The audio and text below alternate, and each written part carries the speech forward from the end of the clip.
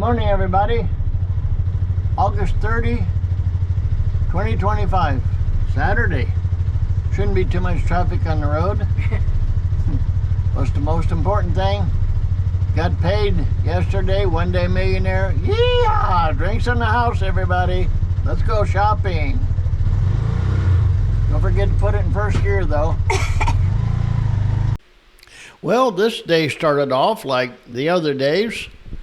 Lori and I get up, hop in Blue Boy 2.0, and I'll drop her off someplace, McDonald's or her local okay store, and I'll go find a place to have breakfast and coffee.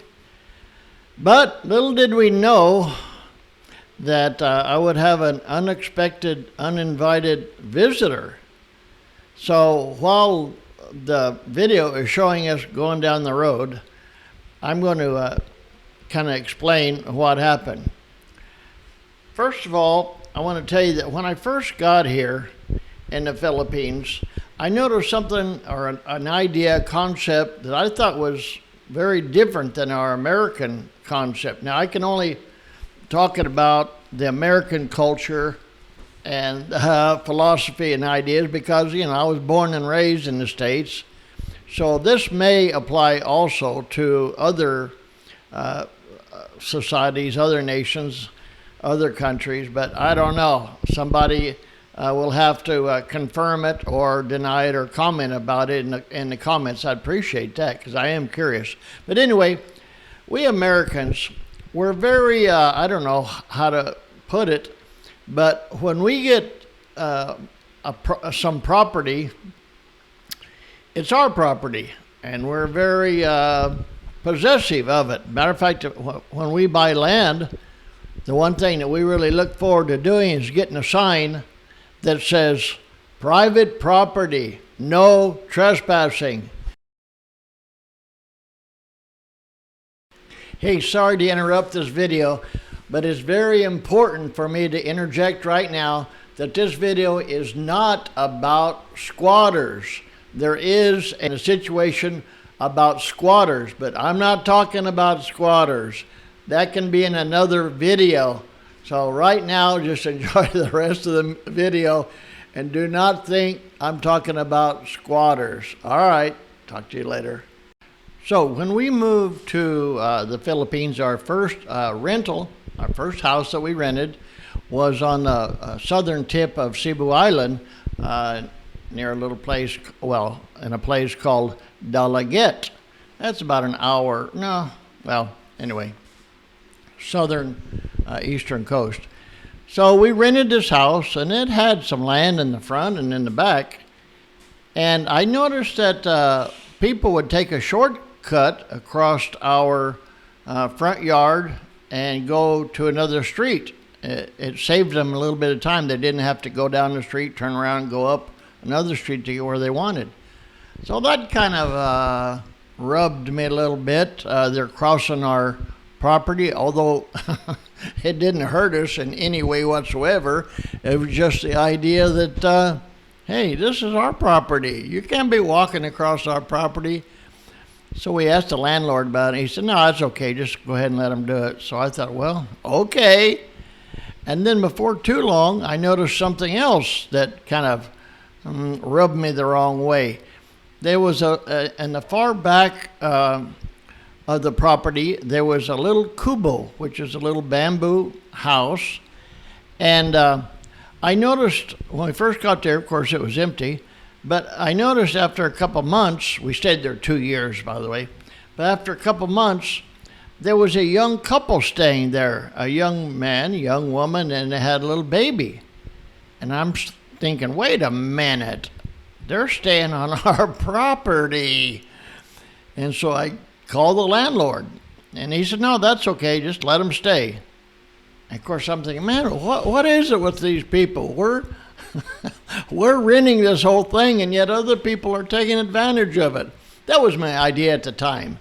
It's changed over the years, and I'll let you know as the time goes by here. But anyway, so that was on Cebu. Then we moved to Dumaguete. And we lived in this place, and across the street, there was an empty field. And I noticed that there'd be a man that would come almost every day, and he would bring his some cows, maybe 3 or 4 cows, and let them graze on that empty lot, vacant lot. And then I noticed another man would come in other days, and he had goats, and he would have his goats feed on there. And so I asked one of the neighbors, I said, do they have some kind of arrangement with the owner of that land to graze on it? And they said, no, it's just taken for granted. It's fine. I mean, it's a win-win situation. They were saying that the man with the goats, the man with the cows, they get their animals fed, and the owner of the home, he doesn't mind. He cuts down the grass, the weeds. So I'm thinking, man, this is something else. This culture is different. So there was a time when Gloria and I had to go to Cebu City, take care of some immigration business, and we rented a van. And for some reason, it had to go during the nighttime, so we left about, 7 or 8 in the evening. We didn't get there till after 1, I believe, in the morning. But anyway, about halfway through, the van pulls over and picks up this couple, and they had a baby. And they get into the van, and then they go to the back seat, and I'm saying to myself, hold on here a minute. We rented this van. I'm just saying to myself, of course. We rented this van. We paid for this trip. And then something that has grown in me over the years, the Filipino culture part, says to myself, what's the matter with you? This is a young couple with a baby in the middle of the night. Come on, man. So I thought, yeah, you're right. I mean, there's no skin off my nose. I mean, we got plenty of room in the van. So, I've learned to accept these situations. And I've also learned that there's a name for it. It's called pakisama.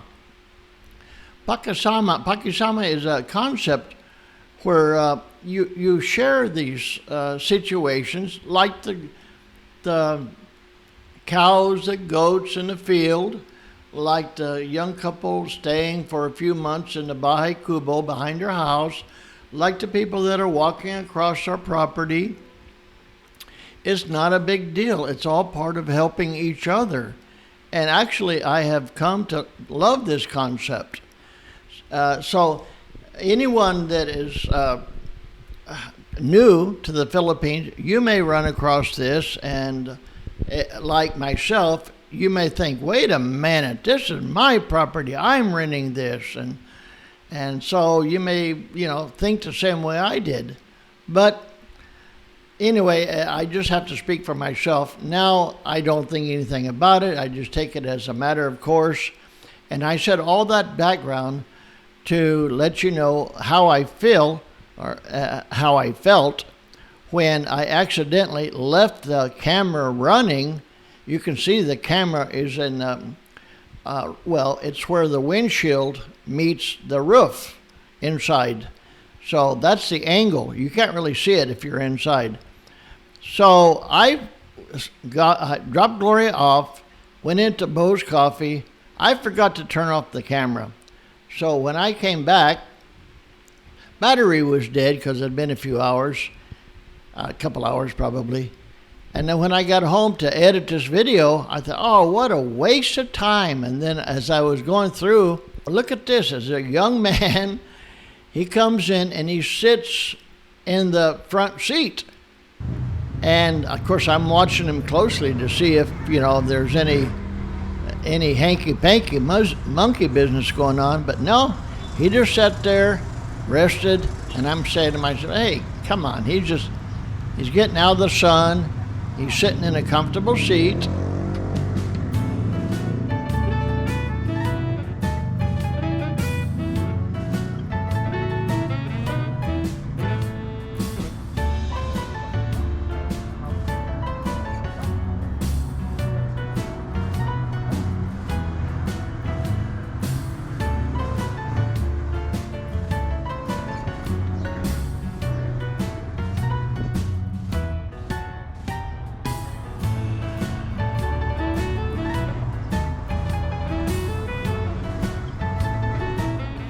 And he stayed there, oh, maybe 2 or 3 minutes. Then he got up and left.